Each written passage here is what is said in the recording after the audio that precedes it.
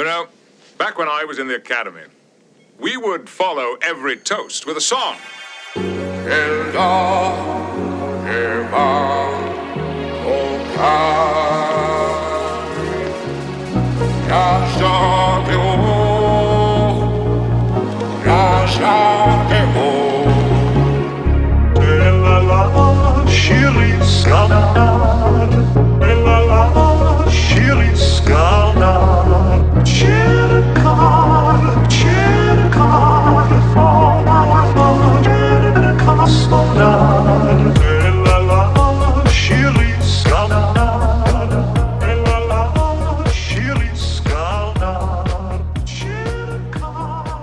Hi everybody, welcome to Where No Bubs Has Gone Before, Star Trek The Next Generation podcast hosted by me, Jay Reckward, and my father, Jake Reckward. We're recording this for the benefit of my son, Ben, but because we know there's so many great Star Trek fans out there, we're releasing all of these episodes for free on YouTube. How are you doing tonight, Jake? I'm good, Jay. And you? Are you doing well? I'm doing well. I'm glad that we get to record these. We've unfortunately had to take a little unplanned break because I got a cold and you were traveling a little bit. Right. But I'm back. I'm glad that we're back together. Yeah, same So here. good.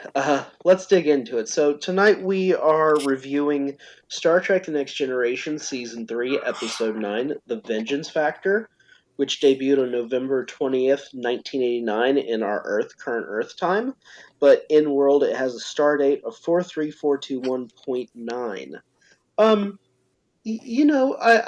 Before we really get into like kind of the main topics of the episode, because it really is kind of a simple but really well put together episode. Yes.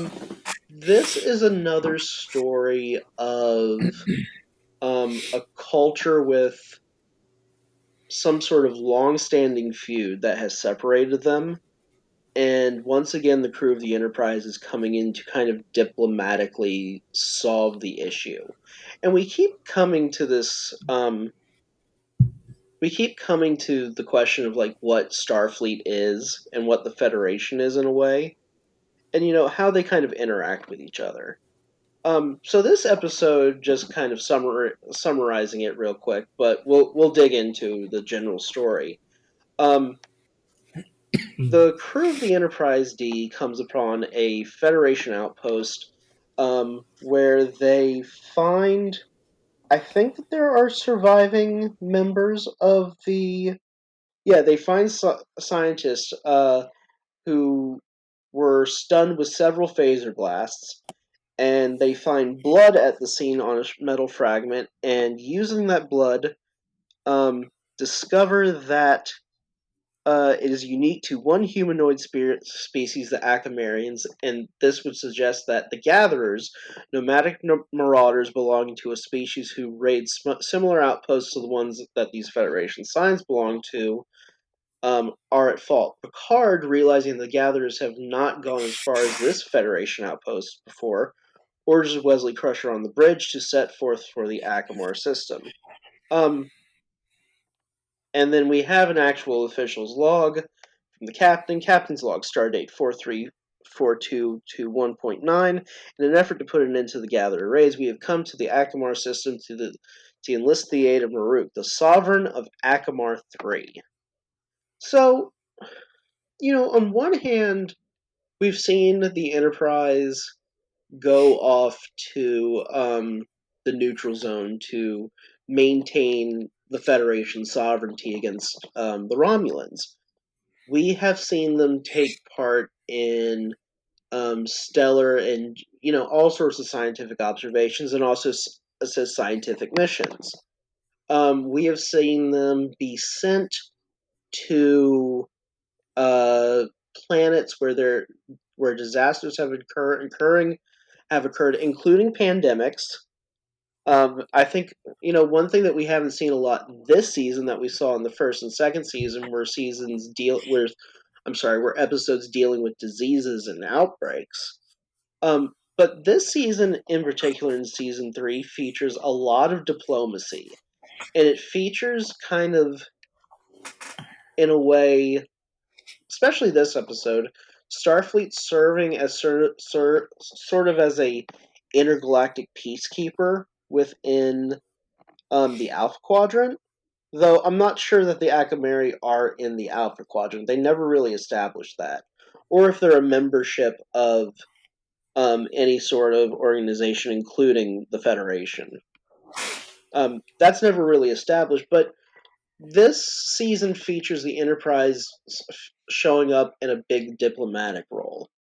And I was just wondering what you thought about this kind of change to the writing and maybe any comparisons you've made so far of season 3 compared to the previous 2 seasons. Well, it's a very good point because we've spent time talking about all the different roles the Enterprise has in the name of the Federation.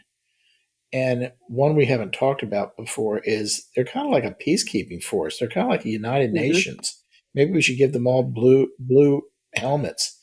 But it's interesting because you know obviously the Akamarians are sort of a spin-off you know rebellious group, almost terrorist perhaps. And I don't remember, are the Well, the Akamarians Gatherers. the gatherers are, but Yeah. yeah, the gatherers are, but are the Akamarians themselves, are they part of the Federation? And if they aren't, if that's not clear, if they aren't, then what is the legal authority that the Enterprise has as representing the Federation to show up and say, "Oh, we're going to sort this out"? Thank you. That was a question that kept coming up as I watched this episode. Hmm. To a certain extent, I understand Picard wanting to use diplomacy and try to reunite the Akamarians and the Gatherers in a way that doesn't involve him turning phasers on the Gatherers. Ultimately, he has no, like you said, there's no real legal standing for him to force Maruk at any time in this episode to re-accept the Gatherers in the Akamarian society. And at the same time, these gatherers have attacked with somewhat murderous intent, Federation personnel and stolen Federation property. Hmm. Aren't they? I mean, aren't they some? Aren't they required to somehow hold these gatherers responsible and put them through some sort of legal process? It just seems to me laws have clearly been broken, and it's not like the gatherers were doing it to um, scrounge for food, even though that's kind of their nomadic lifestyle. It's very clear that the gatherers have just been going out to places and raiding them. This is what they do. Hmm. Um, it seems now that Picard deciding to do this when they know that the gatherers have been a problem and that there's been this split with the Akamarians to the point that they have the Akamarians' DNA in their database. Um, it just seems very odd that this is something that suddenly the flagship of the Federation is being sent to deal with, because it seems like it's been an ongoing problem. Hmm. The split between the Gatherers and the Akamarians, and the Hmm. knowledge that the Gatherers are these nomadic raiders that have been raiding outposts.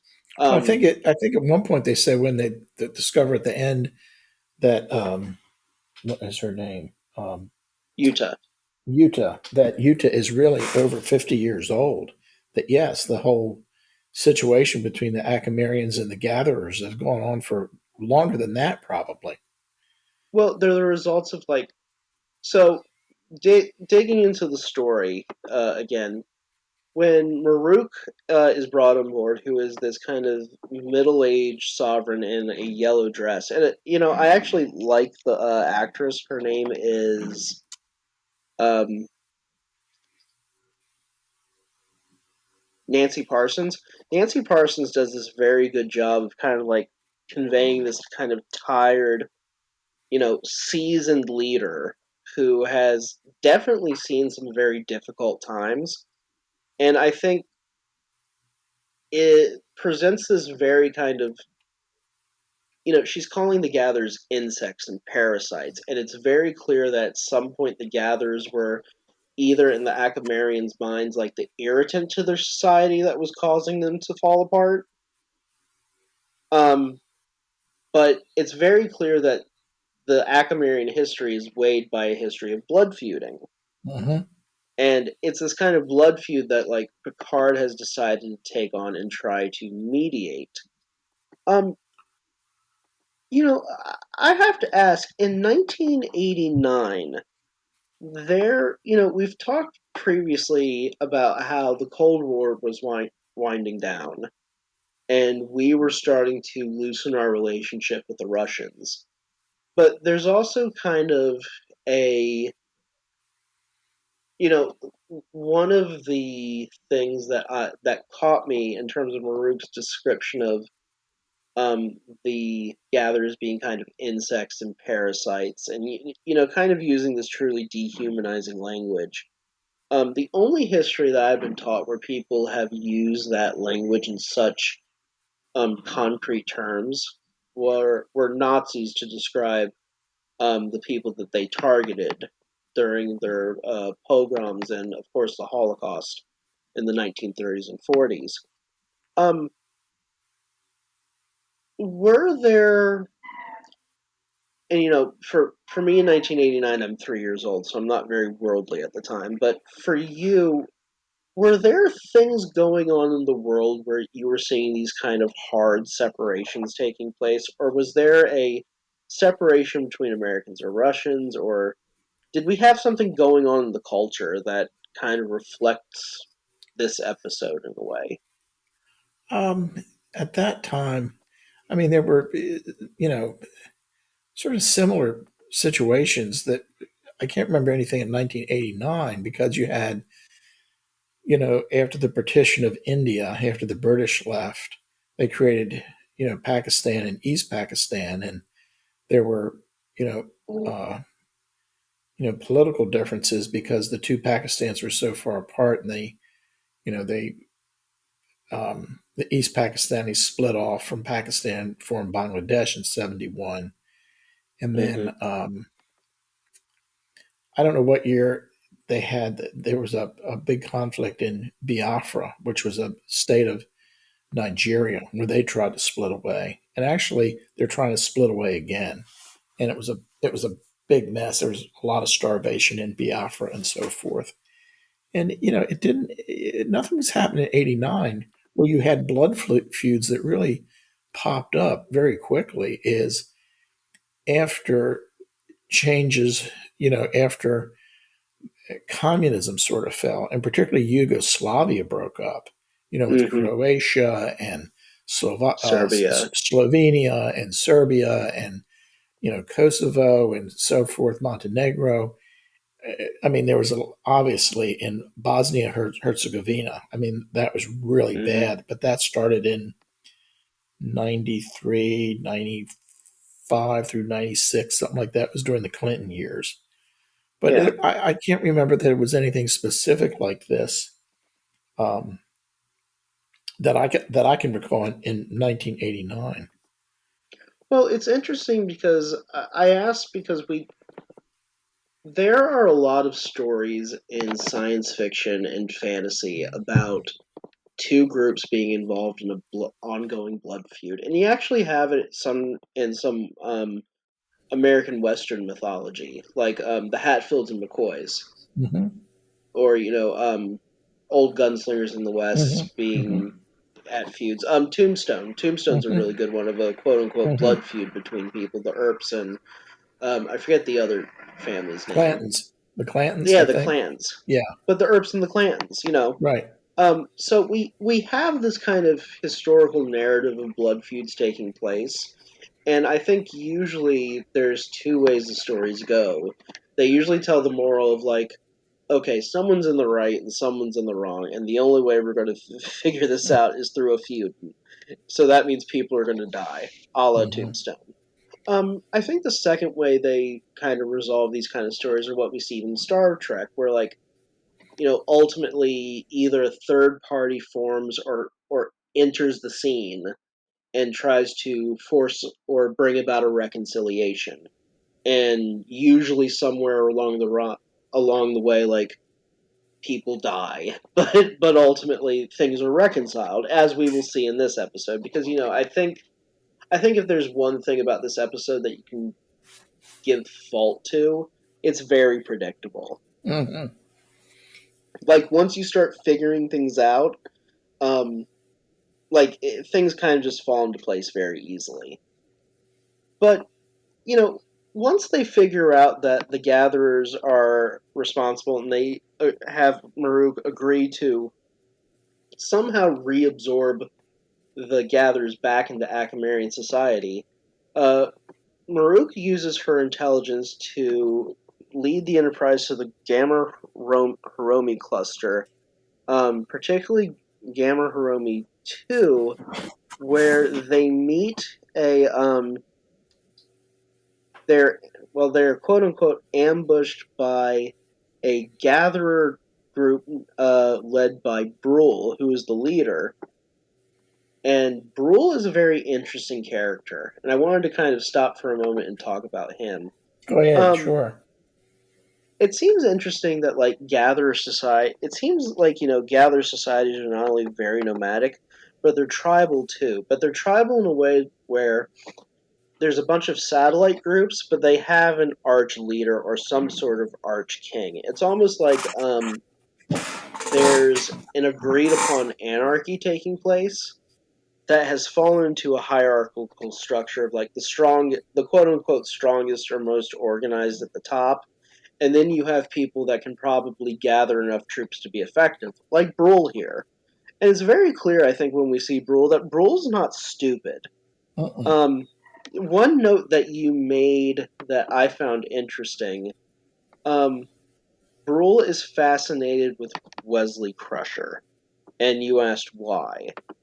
Um, so there's two things that really happen between Brule and Wesley Crusher that kind of define their relationship. The first one is when Brule walks onto the bridge after he agrees to take Maruk and Picard to see Chorgon. Temerek. No, Chorgon. Yeah. Right, Chorgon. He's going to take him to see Chorgon. Um, I think Chorgon is supposed to be. He's like the supreme chief, the top Yeah, gatherer leader. I'm just trying to remember where Chorgon is supposed to be. Chorgon's supposed to be in. Oh, Chorgon's in an asteroid belt. He's Mm-hmm. hiding somewhere in there. Mm-hmm. But Mm-hmm. anyway, he takes us to Archleader Chorgon, who's very clearly running his own council of people. Mm-hmm. So it seems like Brule is a known entity to Chorgon, but at the same time, he's not high up enough that he's sitting at Chorgon's table. Mm-hmm. Um, in many ways, the gatherers seem to be modeled on some stereotypes of nomadic culture, especially nomadic barbaric culture. Mm-hmm. And it's very clear that they've established them to be very violent and wild and rough, and they're all kind of scoundrels, and they're all scarred and painted up, and they're wearing this kind of tattered armor slash clothing. Um, but when Brule walks onto the bridge of the Enterprise, the first thing he's shocked by, it's clear, and I think the actor played by Joey Oresco does a great job here. And the fact, he's this very dirty, rough-looking raider who's walking onto the deck of a 24th century, luxury space communist yacht. And, the first thing he sees is this 16-year-old boy piloting this, what he thinks in his mind is a massive warship. And I think that is the moment, something sets a spark off in his mind that, there's a very different world than the one that I've been living into. And I think to him, Wesley represents that. And that's shown later on when he has that impromptu lunch with Wesley and 10 Forward, where Wesley's Mm-hmm. trying to do his math homework.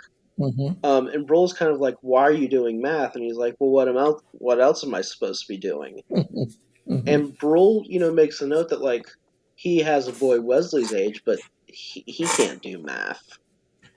And I think Brule is reflecting for a second, and the reason Brule agrees to Maruk and Picard taking, you know, seeking peace with Chorgan and the Gatherers is, I think, when those people live through such hardship, and if you have to live the life of a raider, and we kind of, before the podcast, folks, Dad and I were talking about a book I recently released. I released a fantasy series called Salt Songs, and it's based around these pirates.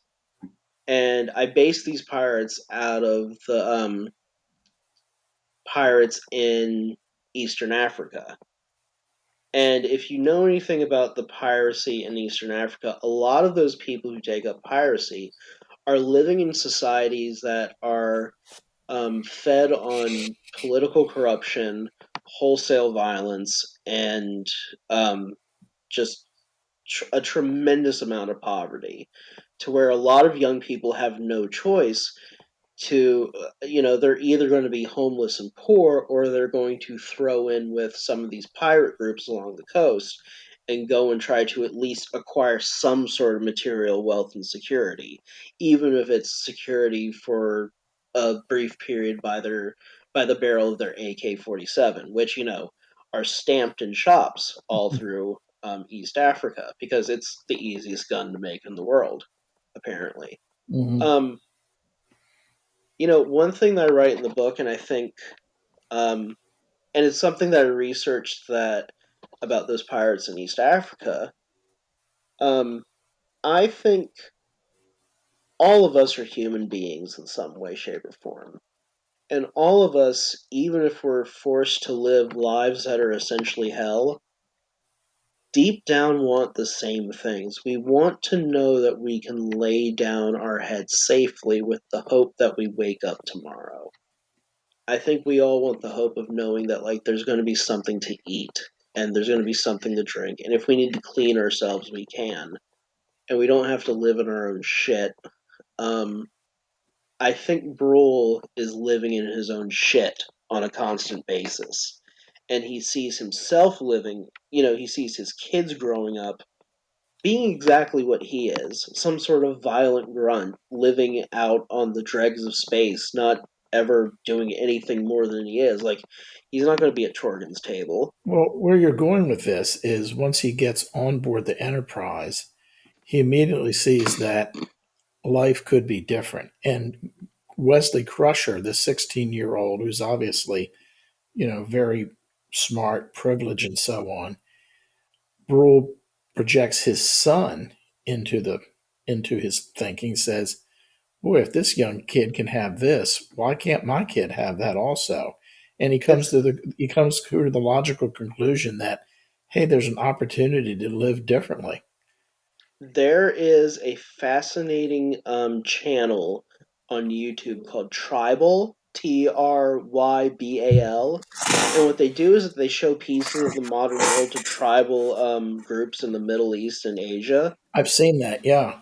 Yeah, and it's really fascinating stuff because, a lot of these people come in with preconceptions, as we come in with preconceptions of them about what they think our lives are like and what we think their lives are like. And what they're really fascinated to find out about us is kind of our level of kindness, but at the same time, our level of disregard for each other. There's this very kind of idea that the modern Western world has two faces in a way. One of it's very kind and loving, and the other one's very cynical and demeaning. And I think when they see things like the wonders of our medical technology or our roads, or the fact that all of our children can read and go to school and, you know, just access the things that they can't have where in their native lands, um, I think that they see potential. And I think it opens up this world to them. And for Brule, he's been dealing with quote unquote adults all his life, and it's very clear that he's very immature as a person. Hmm. So to suddenly see someone younger than him, it's not only just seeing his son's potential, it's seeing his potential too, True. in a way. Yes, exactly. Because Yeah. our children are the continuance of us. Hmm. Hmm. Um, And he's relatively still young for a gatherer his age Hmm. or an Akamarian. He doesn't look like he's that old, but Mm-mm. to already have children at 16, who are in their 16, that means he probably had a kid when he was 16 Hmm. or started to have children when he was 16. One thing we don't take for granted here in the West and the modern world, um, Ben, I had you when I turned, just when I was about to turn 35. Margot is 2 years younger than me. You know, by the standards of the early 1900s, we had a child when, you know, according to the culture of the 1900s, relatively late in life. Hmm. Nowadays, having children when I'm 35 and possibly having them, in my late 30s or even early 40s is not that abnormal. But there was a time where it really would be, and there would be this expectation, especially going back to like before the Industrial Revolution, when a lot of people lived in rural areas on Hmm. farms. You know, by the time you were 15, you and your possibly 14, 15-year-old wife would be having kids on the farm so you could have your next generation of workers. Yeah, Um, and that's why families were so much larger then too, right? but that is still the case in many parts of the third world and and in undeveloped, impoverished areas where Well, part of people it too have is children to just you have children. If you don't have good medical care and nutrition and so forth, absolutely you plan to have six kids because three of them may not survive childhood. right, and there's no access to really good, effective contraceptives Hmm. in many cases. Like people here in the West really take for granted the access that we have to simple things like toiletries and contraceptives. They really do make a big, big difference in terms of just the general health and comfort of our culture versus, places in rural Asia and rural Africa that don't have these things. Hmm. And I think, in some ways the gatherers kind of represent that part of the world. And in some ways, maybe the Akamarians, getting back to this idea of blood feuds and kind of the demeaning language Maruk uses initially, there's always this kind of and and for people listening at home, you're not going to understand what Dad and I are going to talk about immediately, but we'll get to it. Um, Back when I graduated from college, Dad and I went on a trip to Barcelona, Spain.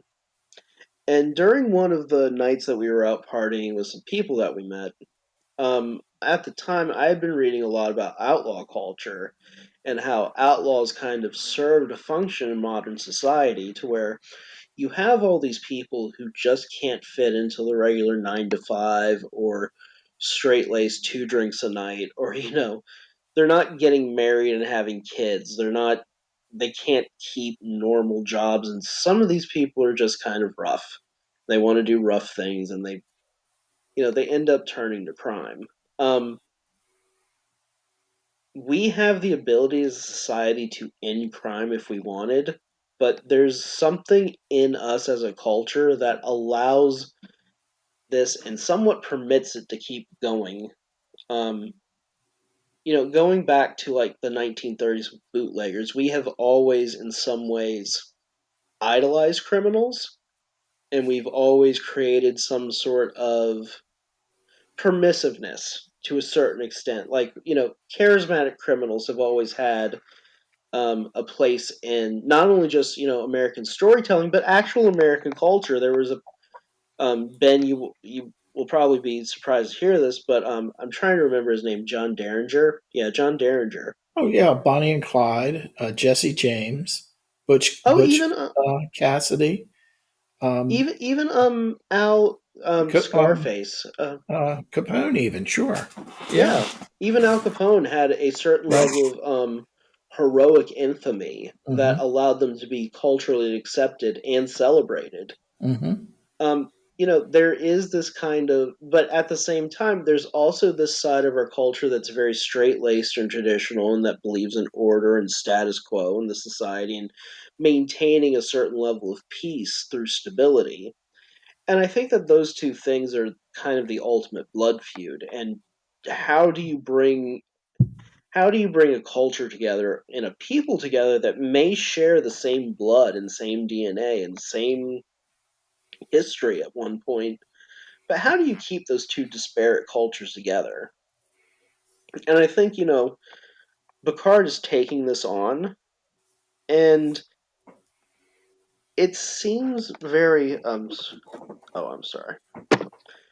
Sorry, text, but it seems that it's going to require a lot of work more on the Akamarian's part than it will the Federation. And I just kind of keep getting back to this thing, and I want to ask you, what do the Akamarians win in all this, and what do you think the Akamarians get out of this? Because ultimately, the story is about um, the overall arching narrative is trying to unify the Gatherers and the Akamarians, and Picard having to work to get them past that. We'll talk about Riker and Yuta in a second. I think that the um, it just is a and actually the story in terms of Picard positioning himself and those from the Enterprise that are involved to you know end the conflict because of these long-standing blood feuds. Once they communicate with Brule, as we've discussed, and then Brule's going to Mm-hmm. take um, Maruk and Yuta and Picard et al. To see Churgon.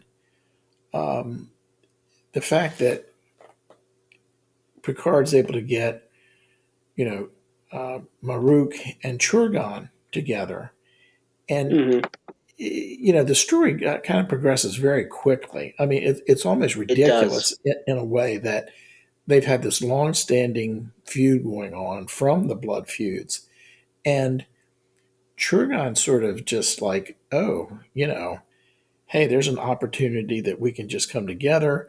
I guess it's a little bit of like Brewery realizes they don't have to live as roughly anymore, that they can come back to Akamar 4 or whatever the planet is, and they'll be Akamar given 3. Akamar 3, they'll be given their own territory so that, there's, they're going to be, they're not going to be, just absorbed. They're going to be given a territory so that they can kind of start to work their back in, into the society on the planet. And once that kind of moves ahead, then the other part of the whole story comes to fore in terms of the role that Yuta plays. And if you just mention, there's a relationship that forms with Riker, or that Riker sort of forms a relationship with her, because We'll get into that. as Yeah. soon as he sees her, it's like, oh boy, I got to talk to this chick. Yeah. You know, it's interesting because you do bring up kind of how unrealistic it moves along because Maruk basically ends up having to give Chorgun and the Gatherers a level of sovereignty that I don't think the rest of her people have, and even like seats on the council. And but that scene where they're talking about like, oh well, we want 3 seats on the council, and she's like, no one has 3 seats on the council. I, it was such a ridiculous scene to me in a way because on one Mhm. hand, like, okay, you have, I'm a stickler for world building. So you have these gatherers and you have these Akamarians, and at one point they split because these gatherers are too savage for these Akamarians. But somehow these gatherers have been keeping up on the governance of Akamar, despite them being separated from each other. They still know that like, oh, these are the number of seats we need on the council to make this work. And it's like, how do you get this information? Are you guys still spying on each other? what Right. is really the cross contamination of culture between you two? Right. Because we know, through Yuta, and we'll get crossover in the Yuta right now, there's this previous history of blood feuds to the point where certain clans wiped out other clans, primarily in this storyline, the Lornat clan wiping out the Trelestas 50 years before. Um, it seems to me, and again, I've mentioned this previously, Picard really gets Maruk to agree to do almost everything to get Chorgan to stand down. But as you bring up, Chorgan, negotiates and kind of agrees really fast. One thing that I think may have been left out of the storyline, and I didn't see anything at Memory Alpha to corroborate this, but there probably needed to be something about the state that the gatherers are in, because if they're having the raid, that means that they can't produce their own goods, or they can't buy them at market, which means they're either wasting the things that they have at the point that they need to replace them at a constant rate, or they're just so impoverished and stricken. This is the only way that they can get anything, including food, water, oxygen for the ships, because we know these ships still need oxygen tanks. Um, I I wonder if things are just going so bad, like this is an opportunity they didn't expect to come along, but when it does, they're just going to take it, because behind the scene, it's kind of like how Russia fell. We didn't really know how bad things were until we found out how bad things really were. Um, Or how the Soviet Union fell. Yeah. Yes. Right. Well, even after the fall of the Berlin Wall, it Hmm. took years for us to discover, the true depths of the economic and social damage the Russians had done to themselves, Hmm. especially in the outlying countries of the Warsaw Pact. One thing that we don't talk about in terms of the economics of the early 90s, and a lot of this, should be credited to Jeffrey Sachs. Um, there really was a reliberalization of markets, especially through the Eastern Bloc. And it had to have happened the way it did because the Soviets devastated these local economies so badly that Hmm. people were taking to raiding each other's homes and robbing, and people would be, entire parts of cities in Poland would be going out into the forest and cutting firewood to bring back to the apartment buildings and things. Hmm. Um, there was a level of degradation going on behind the scenes that we really had no clue about until we had, people literally called us from these countries and said, "Hey, Mr. Sachs, economist from New York, come in and try to help us." And this didn't just happen in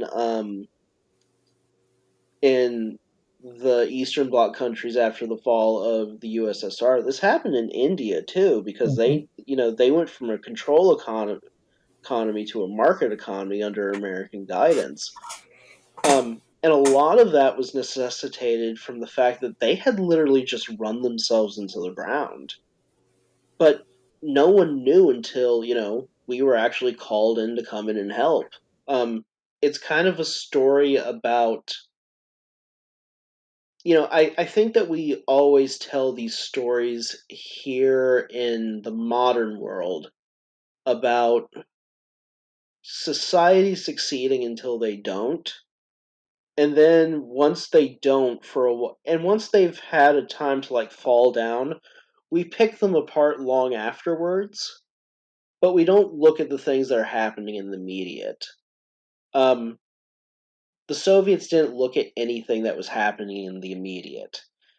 I think in the future, in the 21st century, especially if you're a spacefaring civilization, you kind of do have to look at things in the immediate, because the immediate can come to you in new and different ways now that you couldn't before. For example, bringing you back to the episode and kind of refocusing on Chorgon for a second, um, Chorgon just okayed or has knowledge of a raid on a Federation outpost.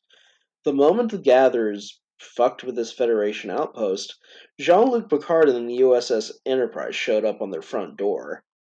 How often can they keep raiding Federation outposts and have the Enterprise show up on their front door and it not go well for them every time? I think there's a practicality to this too. And getting back to the peacekeeping thing, I have to ask you this question before we get to Yuta and Riker and the entire Trelesta saga. Uh, is Starfleet bullying the Akamarians into peace? Or is this actual diplomacy? Because in some ways, I can see there's an argument that they're saying, like, hey, you guys keep fucking up things for us. Get it together, or we're going to pressure both of you until it happens. I think it's a little in this story. It's a little bit of both. What do you think about that from a moral and ethical perspective? Well, as I said before, it's not discussed. If the Akamarians are not officially members of uh, the Federation, then what's the legal basis for Starfleet coming in and bullying them, quote unquote, coercing them into making peace with one another? Okay, well, let me make the devil's argument. Well, the devil's advocate argument here. These gatherers came in and injured Federation personnel and damaged the Federation outpost and robbed the Federation of their goods. Um, Besides wiping them out or arresting them, I mean, what is the legal apparatus applied to these gatherers? Like, are they? Does the Federation automatically apply? I guess the Federation would apply general orders to people outside the Federation too. I mean, they don't murder Klingons who are outside the Federation Well, during wars and I things guess like in that. terms of the world building issue is that it's sort of a gap probably because we don't know what the exact Federation laws are here. Right. That's a very good point. We only have certain ideas of what the general rules are. I think there's eight of Hmm. them. But when Hmm. it comes to actual interstellar law, especially, non-Federation members, assuming that the Akamarians are not at this point, Hmm. um, I think you have a really good point because this seems like something that would not require Picard, but an actual team of ambassadors to deal with, Hmm. and also more than one ship. I Hmm. think that if, like, you had a situation like this, the fleet would mobilize to a certain extent to, like, protect this trade route because it's not just a Federation outpost. Now, like the story establishes early on in the episode, the Gatherers have raided multiple outposts at this time. So there's a real interest for having multiple groups kind of work together to end this. The Hmm. idea that it's just, Jean-Luc Picard is kind of, um, for story's conceit, the Hmm. conceit of the storytelling. Hmm. But let's move to Yuta and Riker. Yuta is played by the fantastic Lisa Wilcox. Lisa Wilcox has actually been in a few different episodes and a few different things, I believe. I believe she was in MacGyver, and I remember her in um, I think she was in I think she was in another episode of Star Trek. I know she did a lot of CBS stuff, but really good actress in this episode. So Yuta is the chef and I guess basically maid to Hmm. Maruk, and some very interesting things about Akamarian culture. Yuta is reveals to Riker at one point because they develop immediate attraction to each other and kind of develop a relationship that takes on very sexual overtones kind of quickly. Hmm. Um, that she has been raised and bred to be a servant, and that she really doesn't have, I guess, room to feel. And I don't know if this was a reflection of her programming as an assassin or not, because it's later revealed that she is this kind of genetically engineered killing machine who is a holdout of a clan of Akamarians known as Trelestas that were wiped out by a gatherer clan called the Lornax. And she is actually equipped with a very interesting kind of DNA weapon where she is able to pass on a microvirus to a very specific person with a very specific DNA sequence. Um, I have to ask you real quick, what did you think about this kind of weapon? This idea of, developing a specific microvirus to attack a specific, I guess, DNA strand unique to an individual. I mean, I think at one point Beverly Crusher says one out of a million or something. She throws out a very large number. Yeah, I've given that a lot of thought, Yeah, I because really wanted to talk to you about this. it's like, she murders uh, uh, this older gatherer named Volnath, who's Yeah, Volnoth. part of this clan, and then obviously Churgon is part of the, what's the begin with the L? What's the name of the The clan? Lornax. The Lornax. So it's like these the Lornax clan must have some specific, genetic sequences that are known. So if you could create this microvirus, it's almost like a retrovirus or something like that. That if she can transmit it, um, you know, to these members of this tribe, this clan that have this specific genetic sequence, it just, you know, does something to just very quickly. It's almost like a poison that just take, Yeah. they just, you know, we don't know what the, let's see, it says Well, that he went he into says that he cardiac died of a heart arrest. attack, but there's no signs of cardiac occlusion. So, Right. there's an indication of how the microvirus works. And one side comment I'll make real quick, because I don't know if we need to discuss it in depth, is that I've just realized that with my biology background, a lot of the science fiction in Star Trek is really biology based.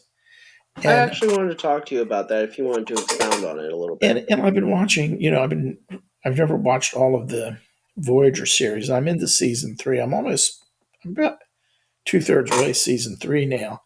And there's a lot of biology based science fiction that is in Voyager also. Hmm.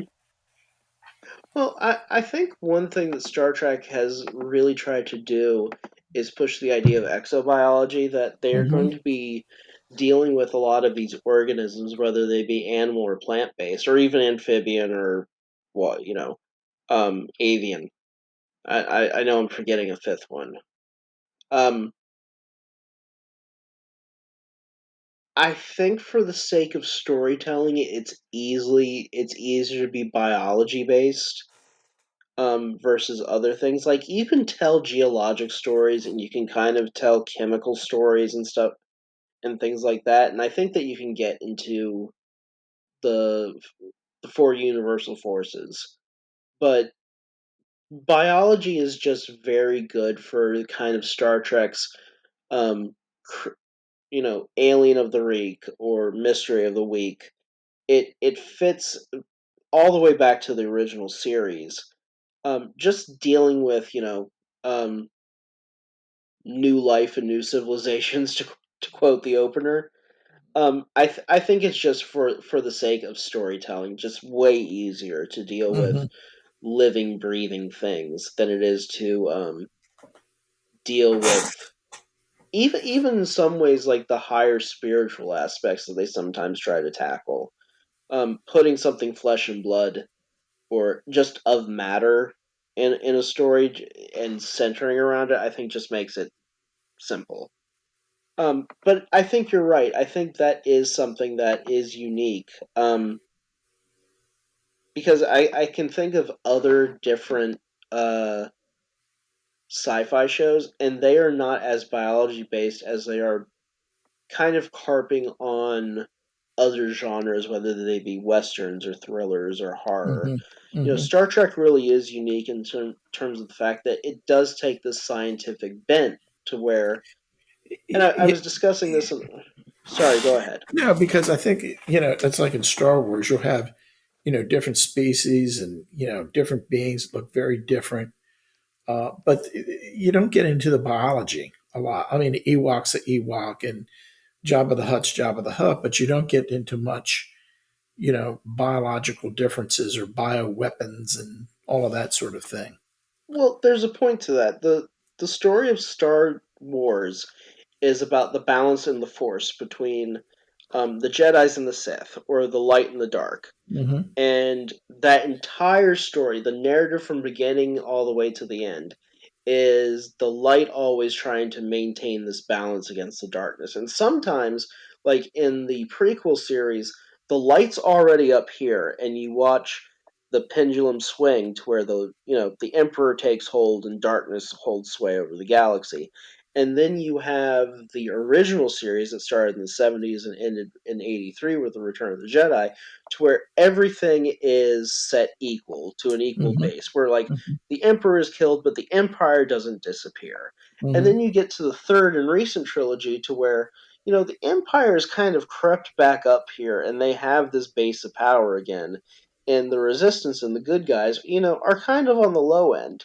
But then you're going to have a very exciting story where you suddenly tilt those in a different direction. And of course, evil's going to fall off and all you're going to be left with is good. Hmm. Hmm. But Star Trek is about Star Wars is about maintaining those balances. I think that I said this about another Star Trek show that's currently broadcasting on Paramount Plus right now, and I just want to. I hate doing this, folks, because I don't want to quote myself, but I'm going to quote myself a little bit here. Because I think what I wanted to say about Star Trek Lower Decks applies to Star Trek in general. Um, People get into trouble. They assess the trouble together, and then they work their way out of it together.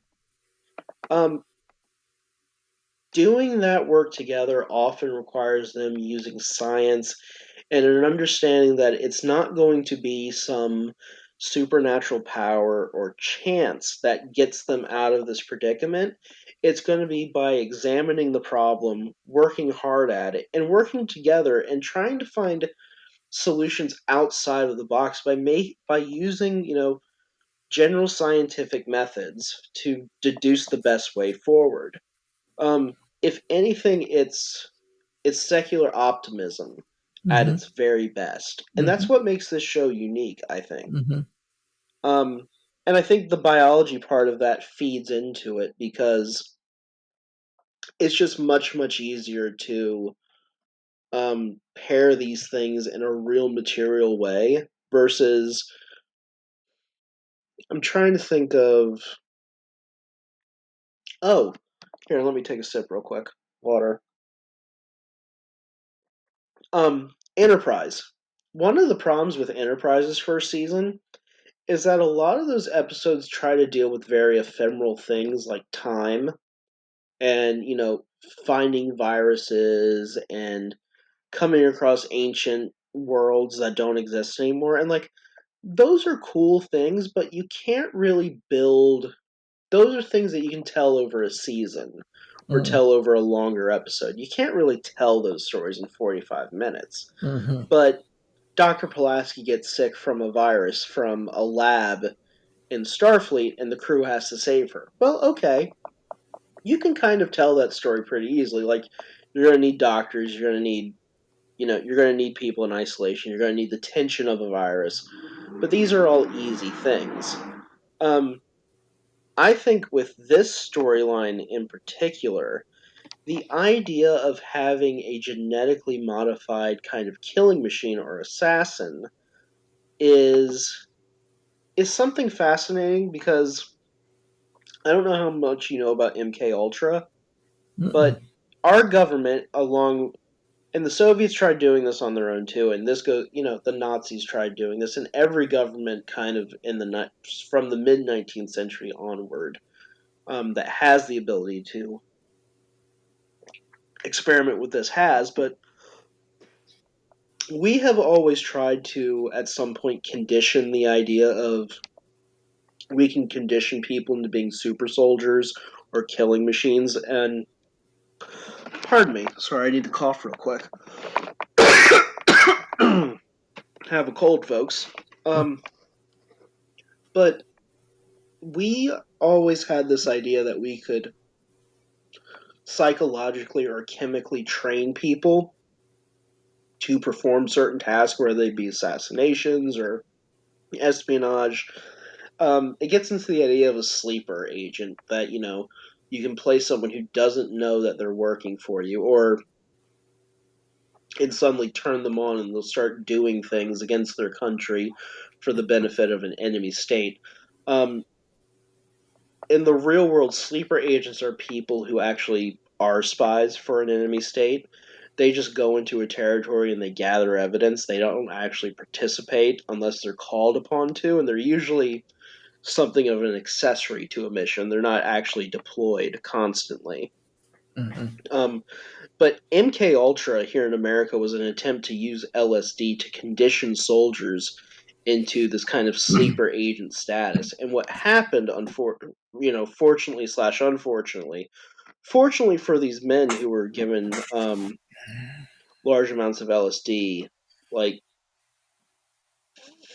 some of them went insane, but a lot of them were able to attain higher states of consciousness. And there's interesting video of them debating generals and things about the efficiency of war and the use of it, and why aren't you trying for peace.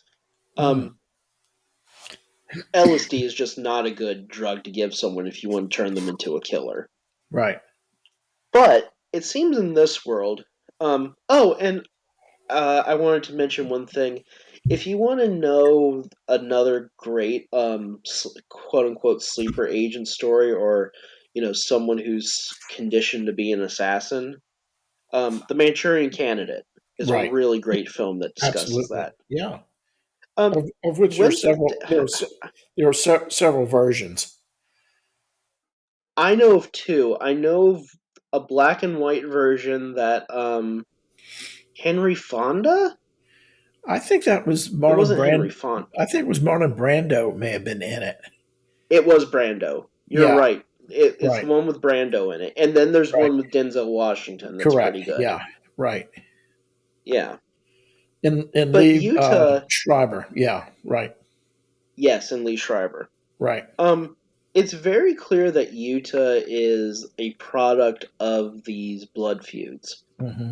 and despite her being geared towards, ending the Lornak clans and completing the vengeance for her vengeance for the Trelestas, her and Riker come into contact in this episode and have this moment where she, for a moment, considers having a relationship or breaking from the mission, which is always pretty good material for these kind of quote unquote spy narratives, or these assassination narratives. One thing I think this actress is really good at is playing kind of the disturbed, conflicted character. Like, she's very good about being able to use her expressions to denote kind of the psychological anguish she's going through, and trying to decide whether she wants to be with Riker or she wants to kill Chorgun. Um, I think, well, first things first. One of the things that happens early on in the episode is that Riker and Yuta have this interaction with Troy in 10 Forward. And you and I have discussed previously, and I have this running theory that Troy and Riker are actually in a polyamorous, off and on relationship where they date other people while dating each other. And Troy kind of makes suggestion that Troy and Riker are in this very open relationship, and she understands that like she kind of plays wingman for him a little bit, Hmm. and like kind of gets out of the way for him to Yeah, hit on Yuta. right. And I think it's just kind of a very interesting dynamic to their character because to their relationship because we will see in other episodes Troy actually be jealous of Riker hitting on other women. So it's very interesting to see an episode here where she gets out of the way and kind of promotes it. Hmm. Did you Hmm. have any reaction to that, or kind of the mature, open relationship nature No, of their relationship? no. I just think, as you described it, as this polyamorous relationship, that they're have a true connection, but they're not. They're committed, but not. But it's still open. It's still open, and we've seen where I forget the episode where the negotiator came on, the guy that was one Right, the quarter first Beta's head. Trill. Yeah. So that, Oh no, you're talking about the price. The the last, price. yeah. It's not just that Riker can have relationships separate from his with Troy, but Troy can have relationships too. Well, getting to the question that you asked in your notes, what are the nat- what is the what are the Enterprise rules for sexual relationships with visitors? It seems like it's a pretty open. Um, there's several episodes. There's one episode where Beverly Crusher has a sexual relationship with the Trill ambassador. There's one where Picard is having a relationship like deep in season 6 with a lieutenant. It never seems like there's any rule or enforcement of the crew, especially the senior staff, not being intimate with people that come on board. Um, do you think that this is a good thing now that we're talking about it, or it seems like could be a lot of trouble caused by this, especially with Riker, that old horn dog. I think that, particularly, in 1989, you're still, you know, having reflections a little bit of all the free love and free association and relationships from the 60s and 70s and into the 80s, uh, with all the clubs and drugs and so forth. But I don't think they could get away with this as much now with all the concern about respect for women, lack of respect for women. Um, I you know, think you could get away with it. I don't think you could get away with it the way they depict Riker's relationship. right, right, Because it's very dominating and it's very yes, kind of. There's a lot of strain. I think the hard thing in today's culture that sometimes doesn't reflect well of Star Trek The Next Generation, or really any Star Trek, is the physicality. I hmm think there's a lot of breaking of consent in hmm these episodes where people grab each other and touch each other in ways that like aren't appropriate in like normal settings. right, And even to a certain extent by today's standards when we see them in a dramatized sense, like they're still very strange. hmm yes, Um I would actually I have to say if this were my ship and I saw Riker doing this with this girl and I was Picard, I would tell him to cut it out just because, like, you know, this is a very tense situation where these people have been in the midst of a blood feud and you don't know what you're getting yourself into. hmm Um, and just to a certain extent, like decorum, Riker has to hmm set a certain example, and it just seems weird to me that like she just seems very I don't know the Yuta Riker relationship never really hit it off for me, and it feels very forced. And it's not because like Frakes and the actress aren't good together; they are very good. But like, I think a lot of the dialogue and part of the problem is like the revelation that Yuta is the assassin. And I think I made this comment previously. By the time you figure everything out, it's kind of like, well, of course she's the assassin. Who else is it going to be? Well, and it, They even at one point have a picture of her, and the computer yes, extrapolates her picture, which to me right. was the craziest thing in the world. Like it's funny how you can take the configuration of one eye and somehow magically reconstruct a face. I don't think AI can do that even now, or will be able to do that in the future. Again, this might be one of these conventions where it just moves the Oh story yeah, along. And oh yeah, I think that I mean, the interesting thing is, once you have this sexual attraction between Riker and Yuta, and um, Maruk even allows right. Yuta to go off and seek Riker and so forth, and then Riker kind of pulls away because Yuta presents him herself to him in a very submissive role, which he doesn't Doesn't like, like and feels like he's going to be taking advantage of her.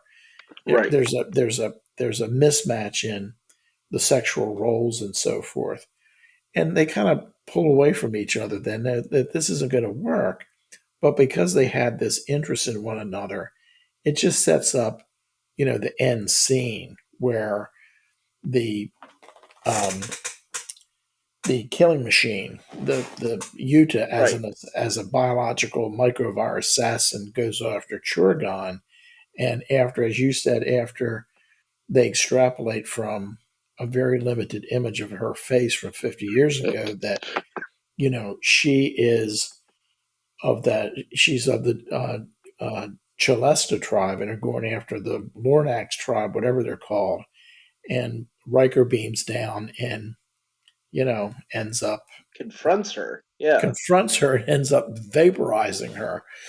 Which is the most ridiculous thing in the world. I kept. First of all, I'm surprised that when things like this happen, the Enterprise doesn't have a real firm control of not only the transporter grid, but who's going in and out. Um, the fact that Yuta was able to. Well, Yuta, of course, had to be down there because she's serving Maruk.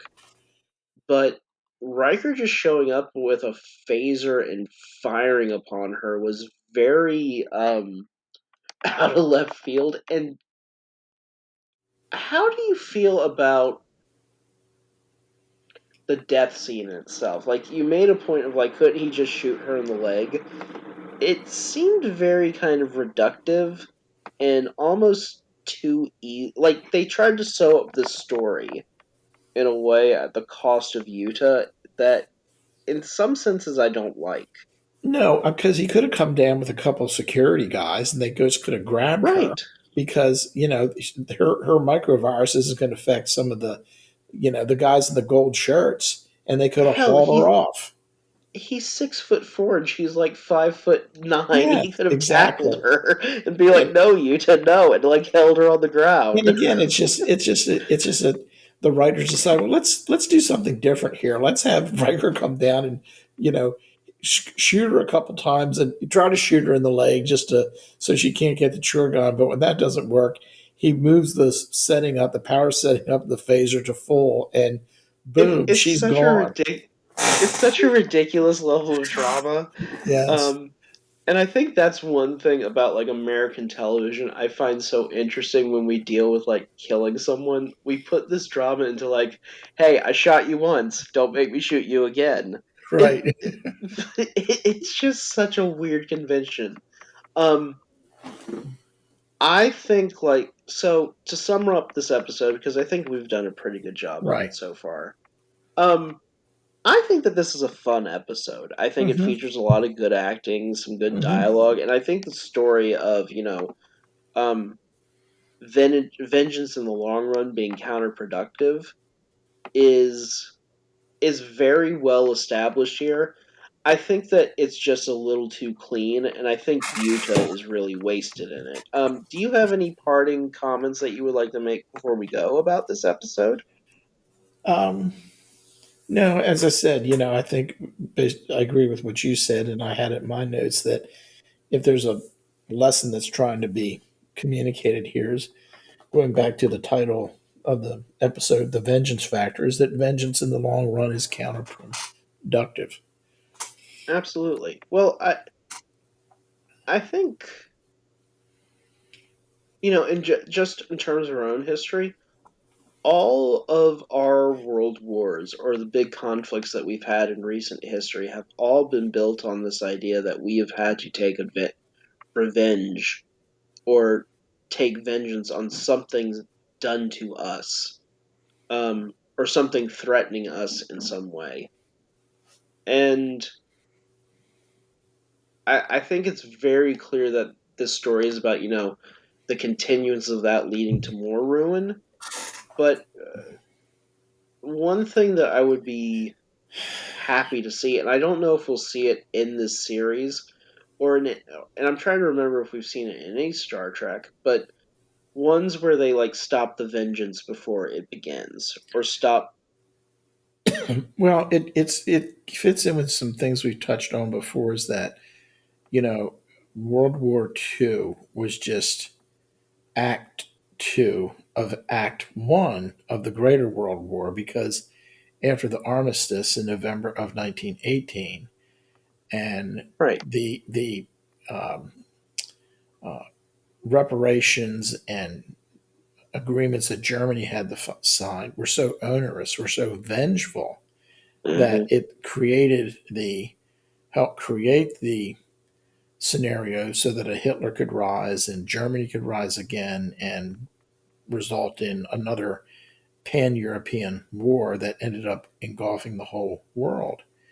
And contrast that with at the end of World War II, both in Europe and Japan, political reasons because of trying to confront the spread of communism in Europe. Um, with the Marshall Plan, there was immediate efforts to rebuild Europe, particularly Germany, because Hmm. that was the key political border and political and philosophical struggle with communism in the Soviet Union. And even a better example is what the United States did and what MacArthur did with Japan. Absolutely. I mean, there's a movie. I don't. It's a couple years old now. Emperor with Tommy Lee Jones as Mac, Fantastic film. MacArthur, which is a really good movie. And now as a result of that, Japan is one of our strongest allies. Oh yeah. Well, I would argue at this point probably our strongest strategic and economic ally, especially after Britain has harmed itself so dramatically with Brexit, and Hmm. may even get to the point where it breaks up its union because Scotland is Hmm. seriously considering another independence referendum. And once that happens, I'm speaking about this with Margot, or Mama Ben earlier tonight. You know, part of and kind of getting back to something you said about the Marshall Plan of the United States trying to stop the spread of communism. We have to remember that communism rose up in Russia and in places of Europe as a direct result, as a vengeful result to the abuses of monarchy.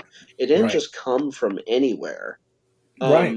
I'm sorry, it didn't just come out of nowhere. Like, Right. most of these political um, movements that come up and kind of strike a vengeance for the people or strike a vengeance for justice or whatever they claim to, are usually doing so against an opposing power, an oppressive power that has previously brought grievances against them. Vengeance doesn't come out of nowhere. Like, Right. there has to be a history to it. And I think the general lesson here is that, like, you have to let go of that history and move on. Hmm. Yuta can't move on because she can't let go of that history, and she can't have something with Riker. Um, I mean, Yuta is really sort of a tragic character in some ways because she's been oh, programmed. terribly. Yeah, Yeah. she's Well, she's she, yeah, she's programmed to be an assassin. Right. she's cursed to hold on to this hate Yes, exactly. that she Right. can never let go. And I actually think about this a lot in terms of like the culture that Ben is growing up in right now in 2021. Hmm. You know, we have a lot of people that are holding on to these very toxic, caustic ideas within themselves about other people. Hmm. And we really need to do something in this country now. Um, Especially, Ben, if you're listening to this, hopefully it'll be better by the time you listen to these. But we really need to do something in terms of crossing this empathy gap. And I don't know what that is. I think one of the things that is so tragic about this is that Riker, in his strange way, or at least in the writer's strange way, tried to use Riker to bridge that empathy gap with Yuta, and it Hmm. fails. Um, but I still think that this is a really good, decent episode. Um, where do you think it stands so far in season three? I mean, we're 9 episodes in. Of 26. We have a good bit to go, but so far we've seen some interesting things. Do you have any final thoughts and just reflections of where we've been so far and where? I think again, just I mean, this the stories just are, even though they have the defects. They use that term that we've discussed and so forth. They just have Hmm. much better flow. They're tighter. They're much tighter. Yes.